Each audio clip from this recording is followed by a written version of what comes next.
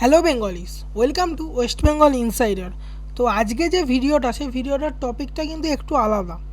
দেখো, তোমরা সকলেই জানো যে কারেন্ট সিচুয়েশনের যে জিনিসটা প্রবলেমটা হচ্ছে, সেটা কিন্তু তুমি একা লড়তে পারবে না, ঠিক আছে?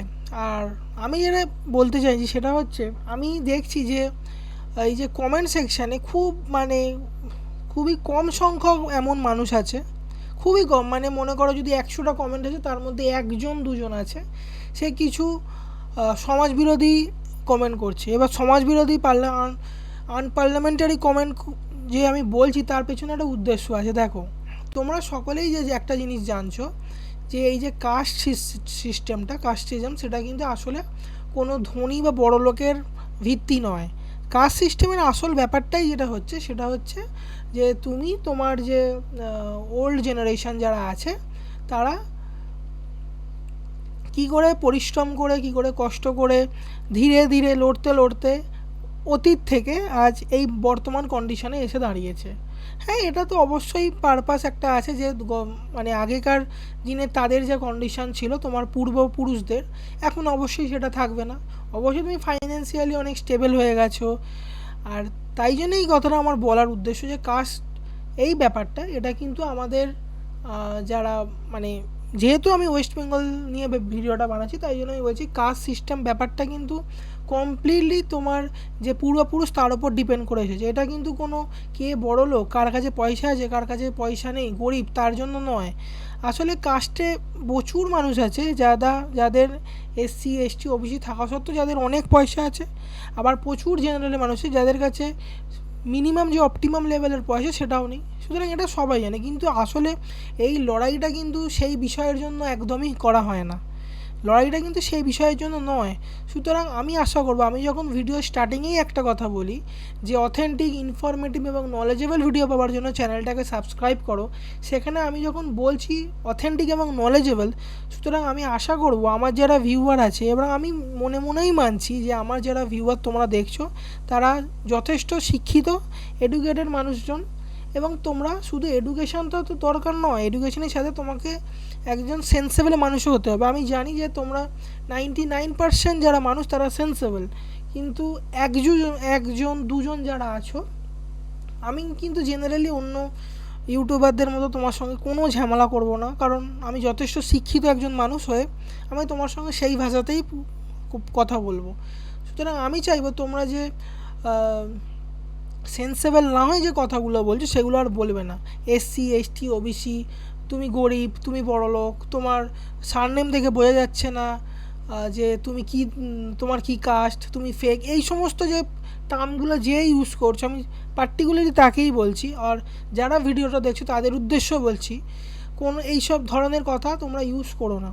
আর একটা জিনিস মাথায় রাখবে, তোমরা যে পার্টিকেই সাপোর্ট করো না, কারণ যদিও আমি কোনো পার্টির এগেনস্টে বা পক্ষে কথা কোনো দিনই বলি না, তাই তুমি একটা জিনিস মাথায় রাখবে, তোমার যে লাইফের যা আছে, তোমার লাইফটাকে কিন্তু তোমাকেই লড়তে হবে, তোমাকেই পড়তে হবে, তোমাকেই এক্সাম ক্লিয়ার করতে হবে, কেউ তোমারই কিছু করবে না। আর তোমরা যখন একটাই বিপদের মধ্যে পড়েছো, তখন তোমাদের কাজ, তোমার থেকে কী আশা করা যায়, তুমি এটাই আশা করা যায় তোমরা একসঙ্গে দলবদ্ধভাবে কাজ করবে, দলবদ্ধভাবে থাকবে, ইউনিটি বানাবে। আর ইউনিটি বানালেই তুমি কিন্তু এই প্রবলেম থেকে বেরোতে পারবে।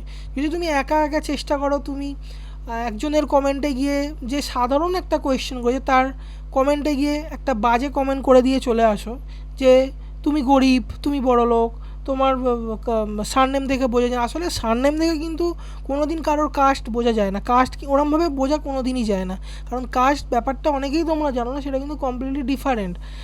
যে মনে করছো যে একজন সারনেম দেখেই কাস্ট ডিটারমাইন করে ফেলবে, সে তো অনেক বড় মানুষ, বড় লেভেলের মানুষ, তাহলে সেই ভিডিওটা আমার মনে হয় তার না দেখাই উচিত। আর যথেষ্ট তোমরা সেন্সেবল মানুষ, তোমরা সেন্সেবলের এডুকেশন যথেষ্ট তোমাদের রয়েছে, তোমরা যথেষ্ট শিক্ষিত, সেই হিসাবেই তোমরা কিন্তু তোমাদের ভাষা প্রয়োগ করো, এটাই আমি চাইছি। আর আরেকটা যে তোমরা যারা যে এক্স্যাক্টলি যে মানুষ বলেছে যে বড় লোক গরিব, এই ফ্যাক্টরের কিন্তু কোনো ফ্যাক্টরি নেই। এখনও কিন্তু আমাদের ইন্ডিয়াতে কাস্ট সিস্টেমটা এখনও বজায় রয়েছে। গভর্নমেন্ট জবে কিন্তু কাস্ট সিস্টেমটা এখনও রয়েছে, তাহলে এত রিজার্ভেশন থাকছে কেন? যদি এটা ভ্যালুলেসই হতো, রিজার্ভেশন থাকছে কেন?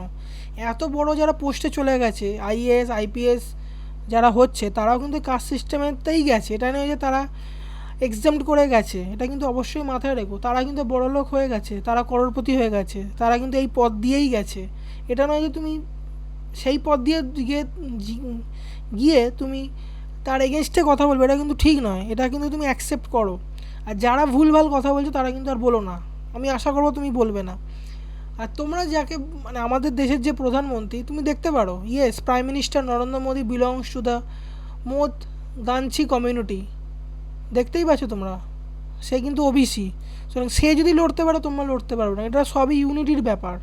তোমরা জাস্ট ইউনিটি তোমরা মেনটেন করতে পারো না, ঐক্যবদ্ধ তোমরা হতে পারো না, এটাই হচ্ছে তোমাদের বিগেস্ট প্রবলেম।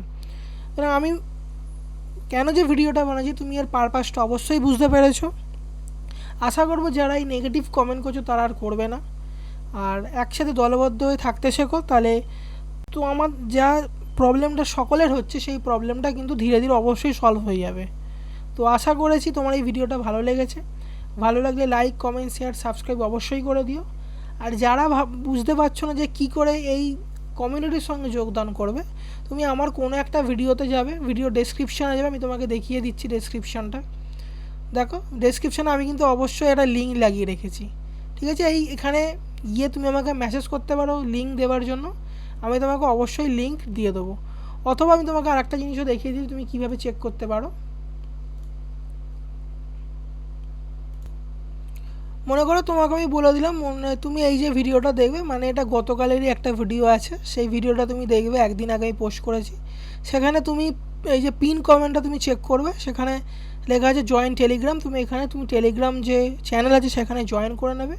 যেহেতু আজ টেলিগ্রাম ব্যান আছে তাই জন্য তুমি জয়েন করতে পারবে না আজ 21 তারিখ, মনে করি 22 তারিখ থেকে টেলিগ্রাম ওপেন হয়ে যাবে।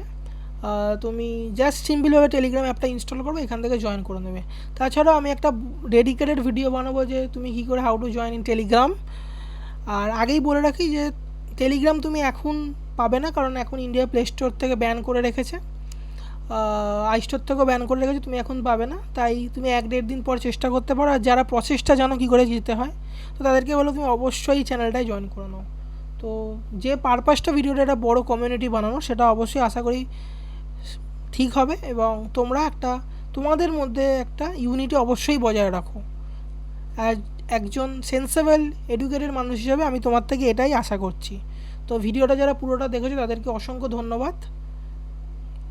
ভিডিওটা আমি এখানেই শেষ করলাম।